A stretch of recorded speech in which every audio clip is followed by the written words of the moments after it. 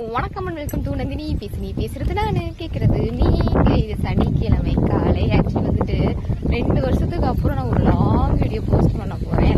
Long இயர்ஸுக்கு அப்புறம் ஒரு long video. நான் யூடியூப் சேனல் ஸ்டார்ட் பண்ண புதுசுலாம் லாங் வீடியோ தான் போட்டுட்டே இருப்பேன். அதுக்கப்புறம் வந்துட்டு போறது இல்லை. அதுக்கப்புறம் ஷார்ட்ஸ் வீடியோ போட ஆரம்பிச்சேன்.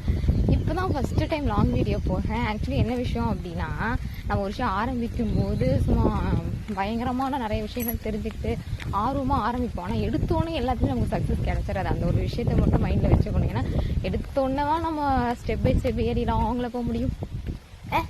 ஐயோ கடவுளே.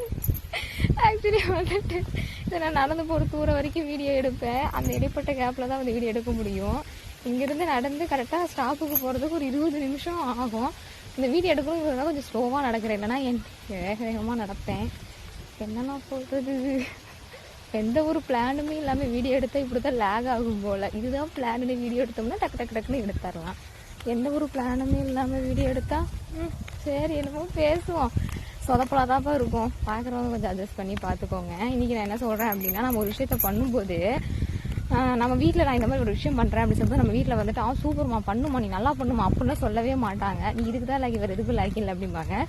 எக்ஸாக்ட் எடுத்துக்காட்டுக்கு எங்கள் வீட்லேயே சொல்லலாம். நான் ஒரு விஷயம் யூடியூப் சேனல் ஸ்டார்ட் பண்ணும்போது தான் எங்கள் வீட்டில் வந்துட்டு வேறு எதுக்கு லாக்கி இல்லை, இதுக்கு தான் லாக்கி